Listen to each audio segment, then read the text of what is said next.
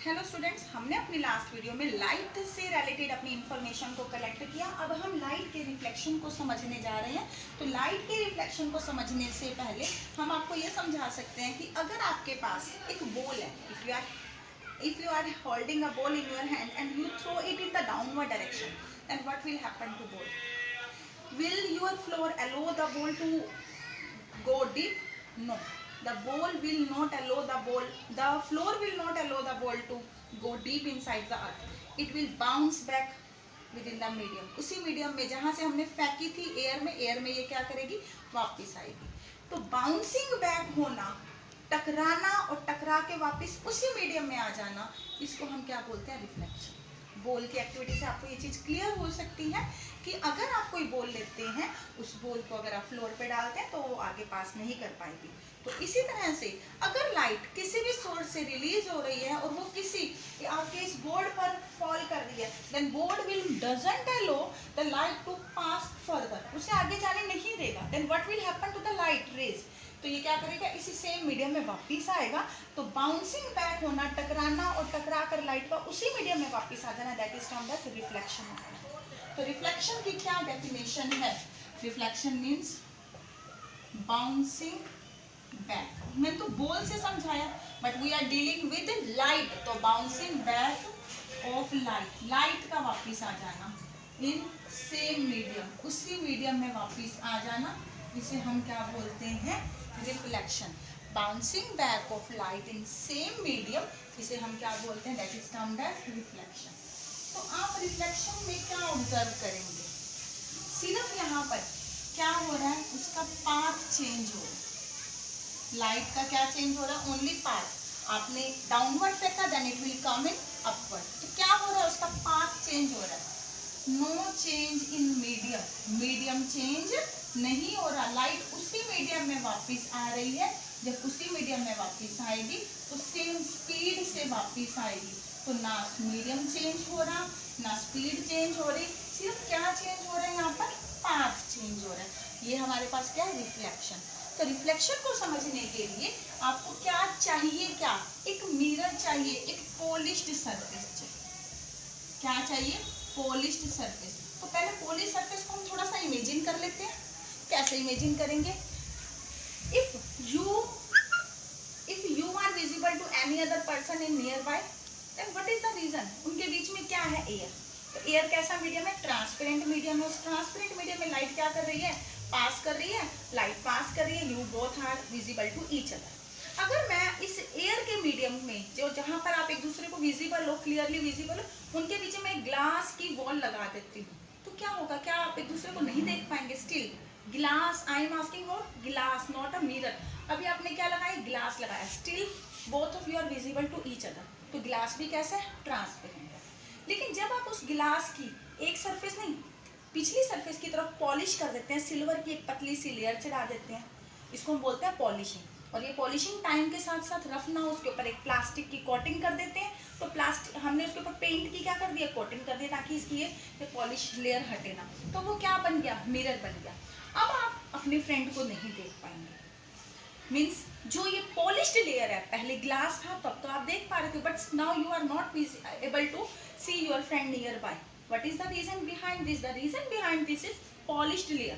The polished layer that is of silver polish doesn't allow the light to pass. Light को pass होने की वो permission नहीं देगी। Clear up to now? जब लाइट को पास करने की परमिशन नहीं देगी, अगर आपके इस रूम में, इस सेक्शन में अगर कहीं पे कोई लाइट का सोर्स, कोई बल्ब ऑन है, तो लाइट उस ग्लास की थिकनेस पर, थिक लेयर पर जाएगी। बट जैसे ही वो सिल्वर पॉलिश को हिट करेगी, silver polish doesn't allow the light to pass further, तो वहीं से वो क्या करेगी, वापिस आएगी। ओके, तो ये क्या बन जाएगा, मिरर बन जाएगा। तो मिरर क्या है, एनी पॉलिश्ड सरफेस। क्लियर है? इसके बारे में अभी हम और आगे पढ़ेंगे। अभी हमने पॉलिश सरफेस का थोड़ा सा इंट्रो दे दिया। तो पॉलिश सरफेस क्या है, गिलास है, गिलास की एक आपने वॉल इमेजिन की, उसके ऊपर आपने silver, AG is the symbol of silver, silver की एक पतली सी क्या लगाई, लेयर। और ये लेयर टाइम के साथ साथ डिस्ट्रॉय ना हो, आपने इसके ऊपर क्या कर दिया, पेंट कर दिया। क्लियर? अब ये बन गया हमारे पास मिरर। ठीक है, तो पॉलिश सरफेस को अब हमने यहाँ पे क्या कह दिया, मिरर। तो मिरर को रिप्रेजेंट करने के लिए हमने क्या ली, ग्लास की वॉल, इसकी हमने बॉटम सरफेस पर क्या कर दिया, पॉलिश कर दिया। Now it is become a it has become a mirror. अब ये क्या बन गया, एक मिरर बन गया। यहाँ पर अगर आपने कोई लाइट का एक सोर्स लिया, उसमें बहुत सारी मल्टीपल रेज निकल रही हैं, मल्टीपल बीम्स निकल रही हैं, लेकिन आप इस वक्त सिर्फ रिफ्लेक्शन को समझना चाहते हैं। आपने यहाँ से क्या किया, एक रे ली जो इसके ऊपर फॉल कर रहा है। Arrow is indicating it is falling towards the polished surface, polish surface की तरफ जा रहा है। जैसे इसके ऊपर डला तो क्या करेगा, जाना तो चाहिए था इसे ऐसे, but it will not allow the light to pass further. Then what will happen, तो ये क्या करेगा, इसी मीडियम में वापस आ जाएगा। ओके, तो ये क्या है, सिर्फ क्या हो रहा है, क्या लो है, we will discuss it later. Bouncing back होना, टकराना और टकराकर वापस आ जाना उसी सेम मीडियम में, let it be medium number 1 and it will be medium number 2। Has the light entered in second medium, no, light has bouncing back in the same medium, medium 1, तो इसको हम क्या बोलते हैं, रिफ्लेक्शन। होपफुली रिफ्लेक्शन वर्ड आपको clear हो गया होगा। अब हम यहाँ पर क्या पढ़ने जा रहे हैं, रिफ्लेक्शन के लॉज। तो लॉज ऑफ रिफ्लेक्शन को पढ़ने के लिए, लॉज ऑफ रिफ्लेक्शन को समझने के लिए, that is important from examination point of view, not directly, some numerical based on this law can be come in your exam.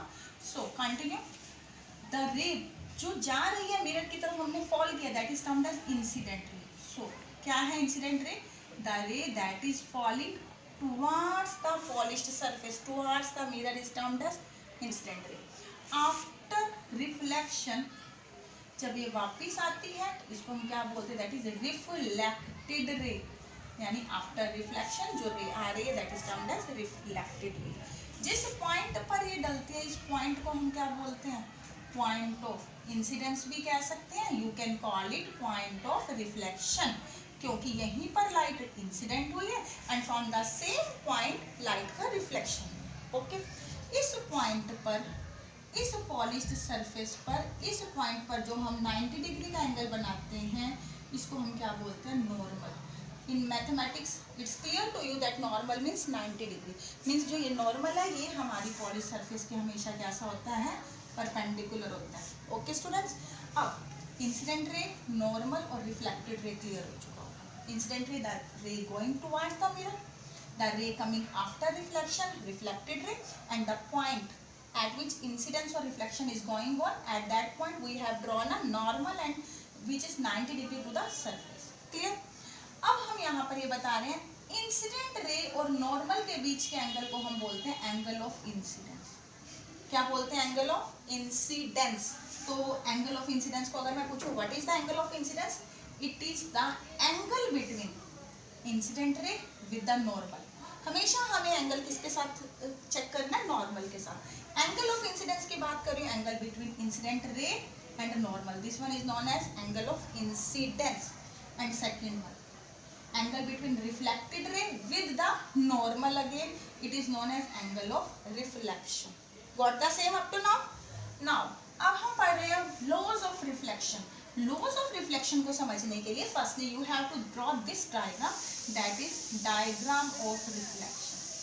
ये क्या है, हमारा रिफ्लेक्शन का एक डायग्राम। अब हम सबसे पहला जो यहाँ लोग बता रहे हैं दैट इज, अगर आप इस मीडियम की बात करें, ये हमारे पास ये totally whole of the surface that is known as plane. इस प्लेन में incident ray, reflected ray and normal, all these three are visible to you. तो ये सब क्या है, एक ही सरफेस में, सरफेस मीन्स एक ही प्लेन में लाई करते हैं। तो फर्स्ट लो क्या कहता है, incident ray, normal, and the third one is reflected ray, all lie in the same plane. कहाँ लाई करते हैं, ये सब एक ही प्लेन में लाई करते हैं। क्लियर? सेकेंड वन, ये जो एंगल ऑफ इंसिडेंस है और जो ये एंगल ऑफ रिफ्लेक्शन है, both are equal to each other. Angle I is always equal to angle R. Mathematically it is, you can write it, angle of incidence is always equal to angle of reflection.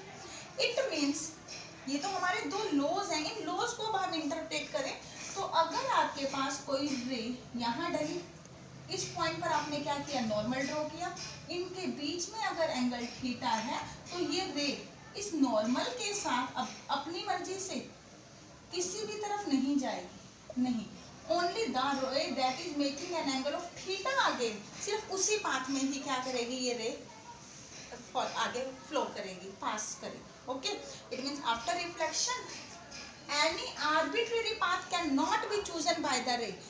Angle of incidence is always equal to angle of reflection. आप इसको और कैसे clear कर सकते हैं, जैसे मैंने आपको बॉल की एक्टिविटी से पहले रिफ्लेक्शन समझाया था। अगर आप बॉल को ऐसे फेंकेंगे, जिस एंगल पर फेंकेंगे वो उसी एंगल पर वापस आएगी, ठीक है। कैसे एंगल, अगर आप वर्टिकल फेंकेंगे then what will happen, we will discuss it now. अभी तक क्लियर हो चुका, that is the laws of reflection. इसको अभी हम और आगे क्लियर करेंगे by the use of different numericals. Okay, अब हम पढ़ने जा रहे हैं टाइप्स ऑफ रिफ्लेक्शन। रिफ्लेक्शन कितने टाइप का होता है, तो टाइप्स ऑफ रिफ्लेक्शन क्या है? रिफ्लेक्शन दो टाइप का होता है। First one is regular reflection and the second one is irregular reflection. As the name is indicating, ये वो रिफ्लेक्शन है रेगुलर है। रेगुलर रिफ्लेक्शन के लिए आपको जो मिरर चाहिए, मिरर को मैंने अभी क्या बताया था आपको, पॉलिश्ड सरफेस। जो आपको पॉलिश्ड सरफेस चाहिए वो कैसी है, प्लेन है, स्मूथ है। तो इसके लिए आपको क्या चाहिए, प्लेन एंड स्मूथ। क्या चाहिए, पॉलिश्ड सरफेस। कैसी सरफेस चाहिए, प्लेन एंड स्मूथ। जब आप इसके ऊपर इन्फिनिटी से कोई रेज आ रही है, और इन्फिनिटी से कैसी रेज आती है ये भी मैंने आपको बताई थी हमेशा। लास्ट वीडियो में हमने बात पढ़ी थी, इन्फिनिटी से जो रेज आते हैं that are always parallel to each other. तो जब आपने यहाँ पर पैरेलल रेज इस मिरर की तरफ फॉल करवाई थी, तो after reflection they all are again parallel to each other. तो यहाँ पर पैरेलल इंसिडेंट्स के लिए हमें क्या मिलता है, पैरेलल ही रिफ्लेक्शन मिलता है। तो जो ये रिफ्लेक्शन है वो एक रेगुलर मैनर में हो रहा है, इसे हम क्या बोलते हैं, रेगुलर रिफ्लेक्शन। और इन कंट्रास्ट नाम इंडिकेट कर रहा है irregular, that is not a regular, ये रेगुलर नहीं है। तो रेगुलर नहीं है, that is a rough surface. जब रफ सरफेस पर हमारी कोई ये पैरेलल रेज इंसिडेंट हो रही है, again revising the same, parallel raise कहाँ से आ रही है, इन्फिनिटी से। जब ये रफ सरफेस के ऊपर फॉल कर रही हैं, तो जब ये रफ सरफेस के ऊपर फॉल करेंगी तो कैसे होंगी, दीज आर नॉट पैरेलल। ये क्या है, या तो इनके बीच का है, these three are not now parallel to each other, but in previous diagram when the surface was plain and smooth, these three were parallel, but for polish that is rough one, तो ये parallel नहीं है, इसको हम क्या बोलते हैं, irregular reflection। Okay, अब हमने जो लॉज ऑफ रिफ्लेक्शन पढ़े हैं वो ध्यान में रखने हैं, angle I is equal to angle R. अब हम अपनी नेक्स्ट वीडियो में पहले रिफ्लेक्शन के लॉज को और ज़्यादा समझने के लिए, इंटरप्रेट करने के लिए न्यूमेरिकल्स को स्टार्ट करेंगे। Okay, thank you.